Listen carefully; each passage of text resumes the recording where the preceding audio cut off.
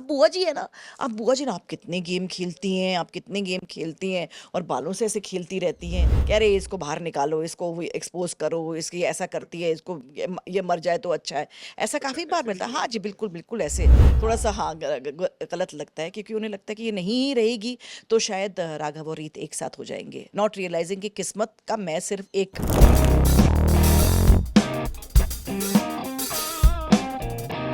Thank you so much for your time ma'am. Thank you so much for bringing me on Tele Masala. सो बुआ जी, सबसे पहले तो मैं आपसे जानना चाहूँगा, जब ये बुआ जी आप सुनती हैं तो क्या फ़ील आप करती हैं, और लोग क्या डीएम्स आपके पास में आ रहे हैं आजकल?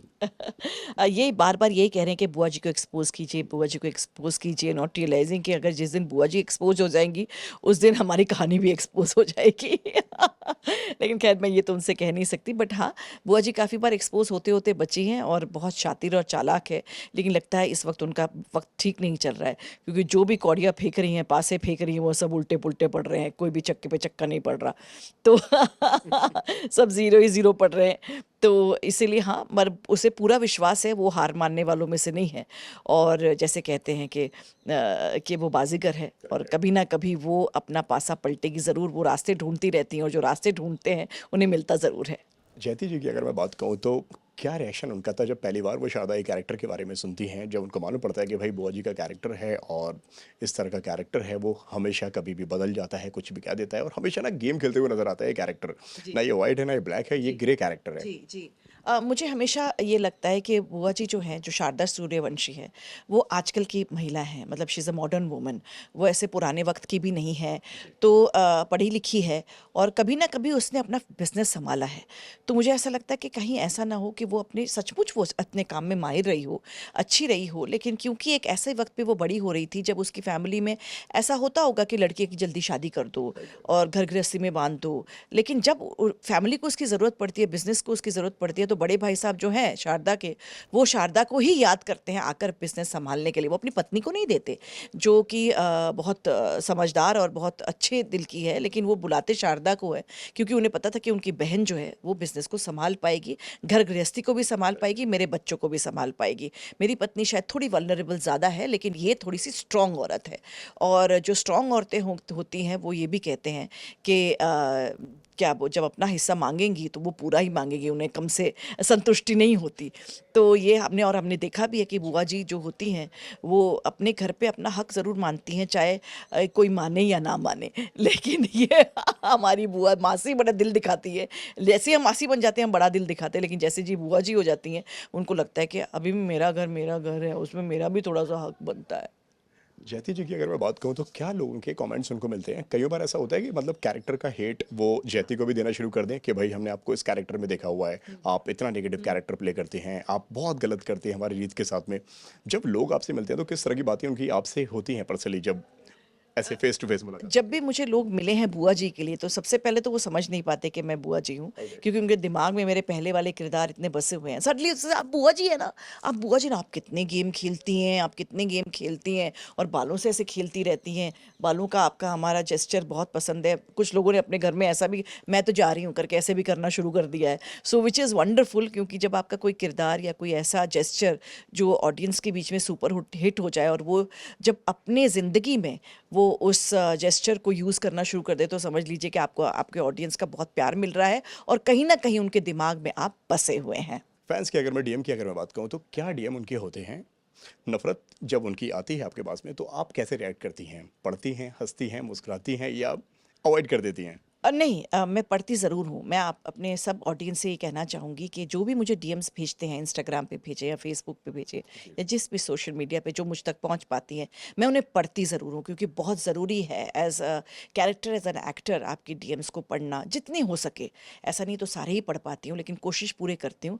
और जो मुझे कुछ सवाल पूछते हैं, कुछ जवाब पूछते हैं, वो पूछते हैं कहानी में आगे क्या रहो, उसको तो मैं अवॉइड कर देती हूँ, क्योंकि वो मुझे खुद ही नहीं पता करेक्ट है। और we are not suppose to diverge also. लेकिन जब कुछ कोई पर्सनली आप ऐसा क्यों कर रही हैं, कुछ ऐसे कुछ पूछते हैं कि बुआ जी ये सीन तो कमाल था, आई ऑलवेज मैं बहुत ग्रेटिट्यूड में रहती हूँ, मैं उनको थैंक यू बोलती हूँ और मैं कहती हूँ कि अब आगे देखिए क्या होने वाला है, आपके बहुत मज़ा आने वाला है। और मैं बहुत सारे जो बड़े इंटरेस्टिंग से लोग एडिट्स बनाकर भेजते हैं, मैं उसे ज़रूर शेयर करती हूँ, आपने देखा ही होगा।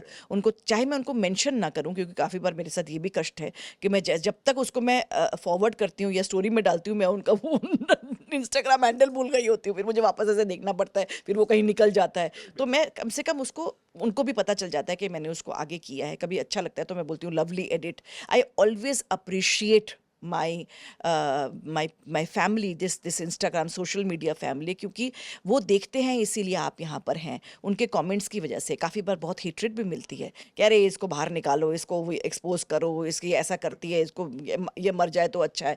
ऐसा काफ़ी बार मिलता है। हाँ जी, बिल्कुल बिल्कुल ऐसे क्या बोलते हैं, ऐसे भी कमेंट्स आते हैं। और ये जेल में रह जाती तो अच्छा होता, इसके साथ बुरा होना चाहिए था, ऐसा भी होता है। लेकिन मैं समझ सकती हूँ कि वो जयती के लिए नहीं है, वो जो है वो बुआ जी शारदा सूर्यवंशी के लिए है।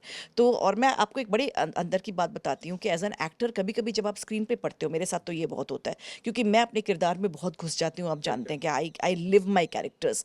मैं उसको जब स्क्रीन पे काफ़ी बार जब शारदा के साथ मैं देखती हूँ बुरा होते हुए, शारदा को हारते हुए, तो मेरा पहला रिएक्शन ये होता है कि अरे यार मेरे साथ ऐसे कैसे हो सकता है, ये क्या हो रहा है, मैं बात करूंगी। और फिर मैं थोड़ी देर बाद किससे बात करूंगी क्योंकि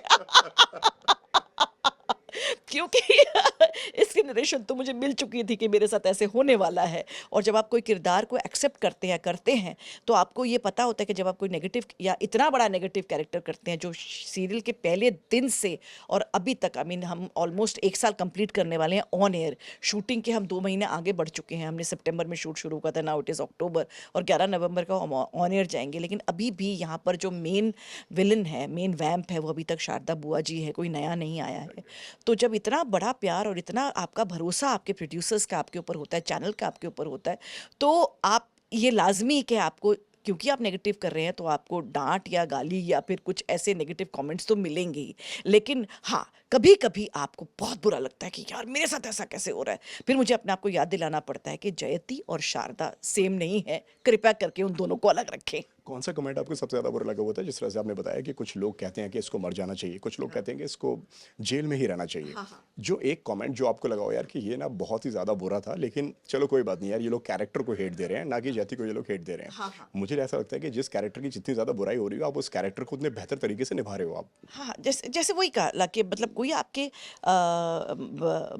मरने का एक वो करे के बारे में सोचे, तो वो सोच के थोड़ा सा बुरा लगता है, थोड़ा सा हाँ गलत लगता है, क्योंकि उन्हें लगता है कि ये नहीं ही रहेगी तो शायद राघव और रीत एक साथ हो जाएंगे, नॉट रियलाइजिंग कि किस्मत का मैं सिर्फ एक प्यादा हूँ जो उन दोनों को अलग करने में लगी हुई हूँ। लेकिन ये ऊपर वालों के, they are star cross lovers, वो जब एक हो जाएंगे तो फिर उनकी ज़िंदगी में भी फिर भी तकलीफें आती रहेंगी, जो कि हुई भी है ना। अब दोनों अलग हो गए हैं, दोनों एक दूसरे के अगेंस्ट है, लेकिन उनका प्यार कहीं ना कहीं दिल में है जो बुआ जी आगे नहीं बढ़ने देगी। तो ये हाँ, ये ज़रूर है कि जब कोई आपको ये कहता है कि इसको तो मर जाना चाहिए, या फिर इसको लगता है कि ये क्यों है ही क्यों, और इसको निकालो शो से बाहर, तो जब कोई ऐसा कुछ कहता है तो थोड़ा सा लगता है। लेकिन इतने साल काम करने के बाद आप 5 मिनट बैठते हैं और फिर आप कहते हैं कि नहीं, ये सोशल मीडिया है, यहाँ पर लोगों को अपने कमेंट्स करने का पूरा हक है।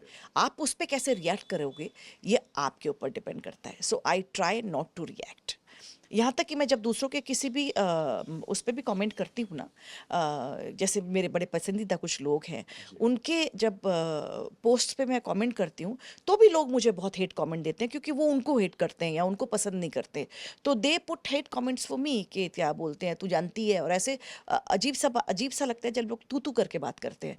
तू जानती है, तुझे पता भी है कुछ, तुझे ये भी है। तो मैं सोचती हूँ कि उम्र क्या है, क्या वो मुझसे बड़े हैं या मुझसे छोटे हैं? 15 16 17 18 19 20 साल के बच्चे जब किसी अपने से बहुत ही बड़ी उम्र की, उनकी माँ की उम्र के लोगों को तू करके बात करते हो, तू करके कुछ ऐसे बहुत ही हेट कमेंट्स या गालियाँ देकर कमेंट करते हैं, तो थोड़ा सा लगता है कि ये हम कहाँ जा रहे हैं। क्या ये लोग अपना मतलब कल्चर भूल गए हैं, संस्कार भूल गए हैं? क्योंकि हम उन्हें नहीं जानते, हम उनके चेहरे नहीं जानते, और मैं जाकर कभी देखती भी नहीं हूँ वो लोग कौन है, क्योंकि वो मेरे लिए मायने नहीं रखते हैं। जो इस तरह के हेट कमेंट देते हैं, वो मेरे लिए मायने नहीं रखते। आप किरदार को बुरा बोलिए, लेकिन जयती भाटिया को बुरा बोलने का आपको कोई हक नहीं है, क्योंकि जयती भाटिया ने आपके साथ कुछ बुरा नहीं किया है।